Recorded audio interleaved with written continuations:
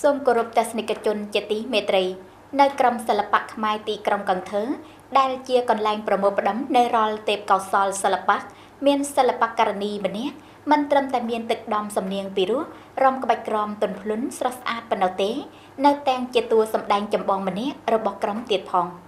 សិល្បករនីរូបនេះបានបន្តវេនសិល្បៈពីឪពុកម្ដាយនិងបងប្អូនចំណូលចិត្តនោះលើផ្លូវសិល្បៈរបស់ខ្លួនផ្ទាល់ដើម្បីដឹងថាសិល្បករនីដែលមានទេពកោសល្យរូបនេះជាអ្នកណាសូមអញ្ជើញទស្សនិកជនតាមដានទស្សនានៅបទយកាខាងក្រោម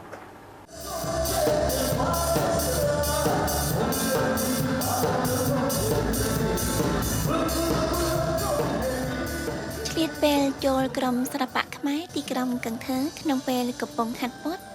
យើងខ្ញុំបានសន្តាប់នៅបទចម្រៀងខ្មែរយ៉ាងពីរោះនិងបានឃើញសិល្បករសិល្បករនីក្នុងក្រុមបានសម្របខ្លួនចូលក្នុងចង្វាក់ភ្លេងរបស់ជនជាតិអ្វីដែលធ្វើឲ្យយើងខ្ញុំចំណាប់អារម្មណ៍បំផុតនោះគឺសិល្បករនីម្នាក់មានរូបរាងស្រឡូនទឹកដមសំនៀងខ្ពស់ស្រឡះគួរឲ្យចង់ស្ដាប់សិល្បករនីរូបនោះគ្មានអ្នកណាក្រៅពីបងស្រីមុំដែលជាតួឯកម្នាក់ក្នុងចំណោមតួឯកចម្បងរបស់ក្រុមសិល្បៈខ្មែរទីក្រុងកន្ធើតាមរយៈការជជែកកម្សាន្តជាមួយនឹងសមាជិកក្នុងក្រុមយើងខ្ញុំបានសិល្បករសិល្បករនីក្នុងក្រុមឲ្យដឹងបងស្រីមុំមានក្តីស្រឡាញ់សិល្បៈតាំងពីតូចព្រោះបងស្រីមានលោកឪពុកធ្លាប់ជាតន្ត្រីករនិងជាសិល្បករចូលរួមសម្ដែងក្នុងក្រុមល្ខោនបាសាក់ពីមុនចំណែកអ្នកម្ដាយវិញគឺជាសិល្បករនីរាំក្បាច់ក្នុងក្រុមសិល្បៈខ្មែរខេត្តសពត្រាំងចាស់ដោយបន្តស្នងនិស្ស័យសិល្បៈពីឪពុកម្ដាយតាំងពីតូចដូច្នេះបងស្រីមុំទទួលបាននៅរាល់គុណសម្បត្តិគ្រប់គ្រាន់ជាសិល្បករនីអាជីពម្នាក់ចំពោះសិល្បៈនាងខ្ញុំស្រឡាញ់ខ្លាំងមែនទែនហើយក៏យកចិត្តទុកដាក់ចំពោះសិល្បៈផងដែរហើយម្យ៉ាងវិញទៀតនៅក្នុងការចូលរួមសិល្បៈមានបងសិល្បករសិល្បករនីចំនួនមុនគាត់តែងតែបង្វឹកនាងខ្ញុំជានិច្ចហើយនាងខ្ញុំមានពេលនេះក៏ដោយសារបងដែរនិយាយទៅគឺអនុស្សាវរីយ៍រាប់មិនអស់នៅក្នុងការសម្ដែងសិល្បៈក៏ដូចជាហាត់រាំជារៀងរាល់ឆ្នាំហ្នឹង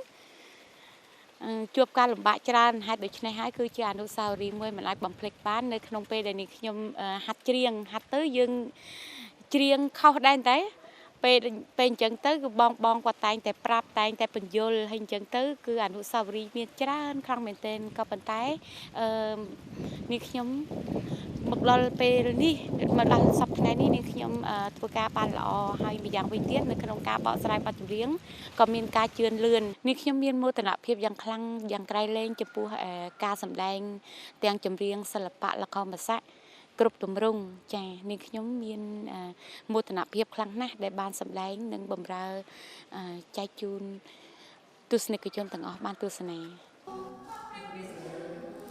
ជិត20ឆ្នាំក្នុងវិស័យសិល្បៈបងស្រីមុំមិនដែលបង្អង់ការរៀនសូត្រស្រាវជ្រាវនិងហាត់ពត់ធ្វើយ៉ាងណាដើម្បីបម្រើទស្សនិកជនឲ្យបានល្អបំផុតច្រើនឆ្នាំចូលរួមក្នុងសិល្បៈក៏ជាច្រើនឆ្នាំដែលបងស្រីសម្ដែងផងនិងរៀនសូត្រផងដោយសារពីភាពឧស្សាហ៍ព្យាយាមបានជួយឲ្យបងស្រីក្លាយជាសិល្បករនីដែលមានទេពកោសល្យម្នាក់អាចទទួលបន្ទុកការងារច្រើនខុសគ្នាចាប់តាំងពីការរាំក្បាច់ច្រៀងរហូតដល់ការសម្ដែងល្ខោនបាសាក់ហើយបានបងប្អូនក្នុងក្រុមស្រឡាញ់រាប់អាននិងវិយតម្លៃខ្ពស់ចំពោះសមត្ថភាពសិល្បៈរបស់បងស្រី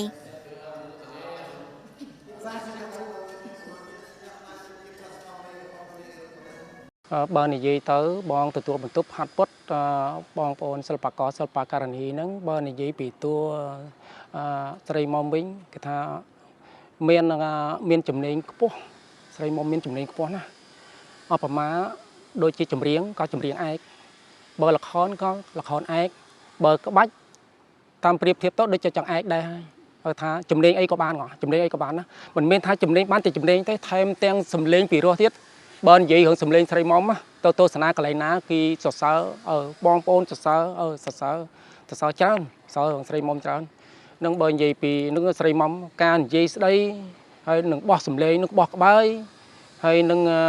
ការផ្សព្វផ្សាយក៏ផ្សាយមិនពេលក្រុមបើកកម្មវិធីអញ្ចឹងស្រីមុំជីងទៅផ្សាយនៅសម្លេងស្រីមុំយើងថាអ្នកទស្សនានៅចុកអារម្មណ៍នឹងនិយាយពីលេងបាត់ភាពស្រីមុំយើងស្នើសរសើរស្រីមុំកន្លែងហ្នឹង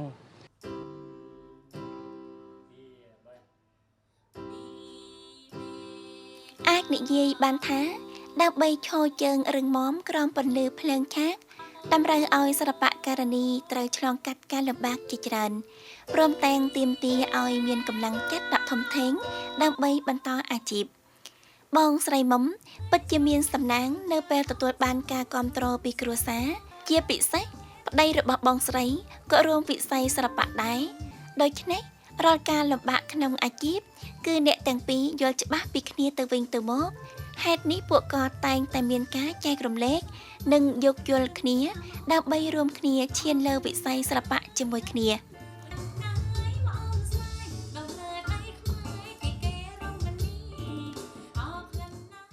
vậy tấu tàn của xa đây bảo vấn dương thơ ca sinh bạc ngọt này dương sinh đại giúp lực giúp du của mình ca hạt nơi đây hay dương một té dương tầm nể dương chui thua ca khné thui cho mố đi tha của xa vấn tầm nể vấn thì chờ con tổ riêng tổ anh trắng dương một té thơ cao té bài tật một anh trẻ cháu hay bờ một bên cho tàu hắt nấu vót nó ấy mình chẳng những tình đấy mơ cuốn chui thay xa con cháu đây ហើយ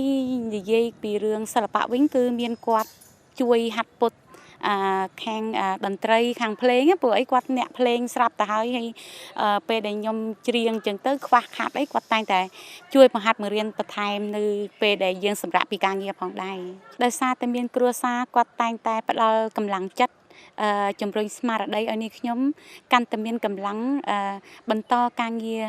សិល្បៈមួយថ្ងៃកាន់តែរីកចម្រើនក៏ដោយសារគាត់នៅពីក្រោយខ្នងដែរចា៎